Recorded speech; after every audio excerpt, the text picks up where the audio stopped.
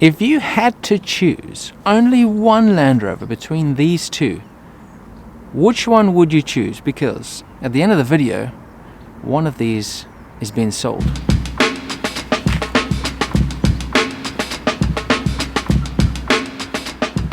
$1973 Land Rover Series 3 petrol in a short wheelbase, or a 1996 Land Rover Defender 110 300 TDI? That is the question on the table today. So let's start with the Series 3.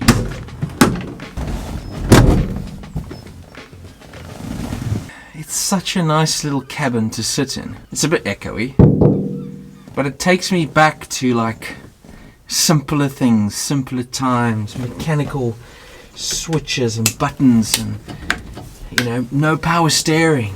It's so analog and I love that. I mean, it's slow as all anything, but it's a naturally aspirated 2.25 petrol. The best engine for the series, I think. This is the second one I've had. I had a Series 3 109 pickup on our farm in South Africa for a little while. I don't know, it just makes me happy sitting in here. It's so nostalgic. It's one of my favorite emotions, is nostalgia. And this is like nostalgia incarnate. This is a 50-year-old car that works and is fun to drive. It's so full of character and soul, and it's got 50 years worth of stories. I love that. You don't get that with modern cars. Modern cars are comfortable and air-conditioned and quiet and really rather nice, actually. But this is a throwback. It slows me down and it makes me want to just pretend that the world outside is also 50 years ago. I personally think that this Series 3 is probably one of the best looking cars ever made. I mean, Series 2 might rival it, but I think the Series 3 is probably the best looking Land Rover that they've made. Think of some of the films that it's been in. I mean, it's so photogenic, it's so full of character and charm. It was in the most recent Bond film, No Time to Die. That's what he drives around, and that's Bond's chosen 4x4 for cruising around the little island that he's staying on. It's one of these. I think it's even a blue one like this. They're just so iconic, so beautiful, so nice to look at.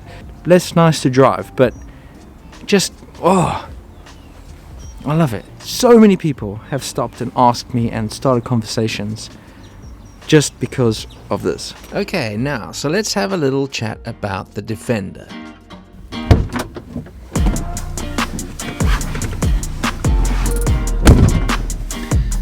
Now, the Defender 110, on the other hand, fills me with a completely different emotion. One of possibility, of adventure, of exploration.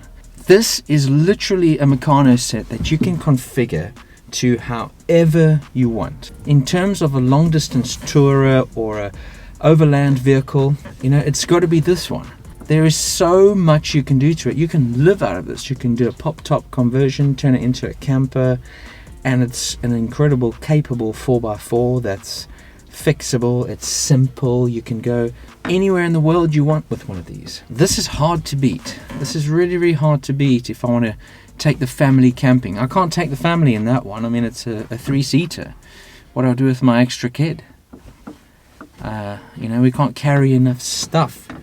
Yeah, it's almost an impossible choice for a Land Rover enthusiast because they represent two completely different loves. The series, oh man, it's unbeatable. To drive through the country lanes here at 30-40 miles an hour and just experience that nostalgic charm. It's wonderful. And then you get in this and it's like, well, I feel like I could drive to Cape Town in this. I feel like I could pack it full of stuff and just have the adventure of a lifetime in this. So it's a really, really tough choice.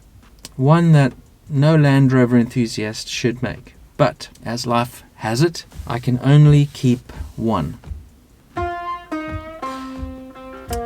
What a dilemma.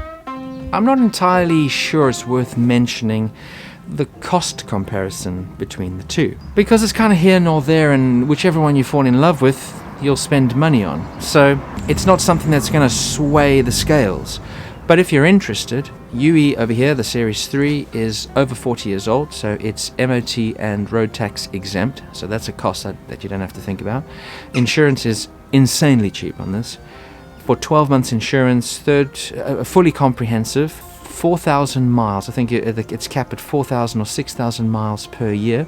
It's £174 for this. So it's so insanely cheap to keep one of these series vehicles. No MOT, no tax, £174 insurance per year. But it's an old vehicle, so it will need parts replacing. But so will this guy.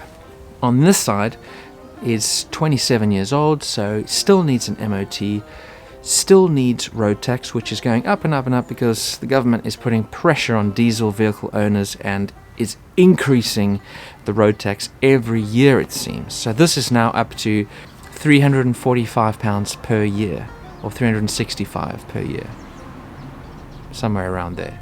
Then obviously the maintenance and the running costs, I mean, it's negligible because they're both going to need some form of fixing every month or two. You know, to be fair, the Defender's been pretty good. It's almost self-healed a few things. The power steering pump was leaking, and yeah, that's still leaking. But I think more importantly, it's about which one is going to fit my specific needs, or in your case, if you're choosing your specific needs. What do you want to get out of it? What do you want to do with the vehicle? After saying all that, which one have I decided to keep? Drum roll, please. Okay, decision time, right? We've heard arguments from both sides, the Series 3 and the 110. Very difficult to compare because they fulfill such different needs, whatever your need is for the vehicle. Series 3 is great to look at, cheap to run, fun to drive, miles per miles, as you know, the measurement that some people use. And the Defender, which is kind of rugged, off-road, going camping, living that sort of one life live it kind of slogan. Get out there, go and explore, modify it, bolt things to it. Meccano set that can carry you around the world. What am I going to do? What am I choosing? Well, in all fairness, I think I'm going to stick to my original plan. And if you've been paying attention to this channel, I bought the Series 3 as a project to flip it to see if I could make a little bit of money. And great news, I have sold the Series 3. So I'm keeping the Defender. I'm staying in the Defender club. There's tons more stuff I'm going to do to it. Can't wait. I'm super excited. I'm chatting to the family about a big overland trip next year in the summertime, and we're going to start kitting the vehicle out. I'm super pumped. Farewell to Yui. He's been really fun to own. He's been an enjoyable process. I've learned a ton, mainly that it's almost an impossible business model to make any money, but there's a video coming about that whole process of what I paid for Yui, how much I spent, how I sold it, what I got for it. That's going to be the next video. So if you're interested in that, please stay tuned for the next video. But for this one, I'm going to dangle a little bit of bait and say the Defender is only just starting. I ordered some parts today, and I'm going to be building it up in a sort of overland build style. Super excited about that. So thank you very much for watching. Hope you enjoyed this. Hope you found this useful. YouTube thinks that you're going to like this video here. Click on that.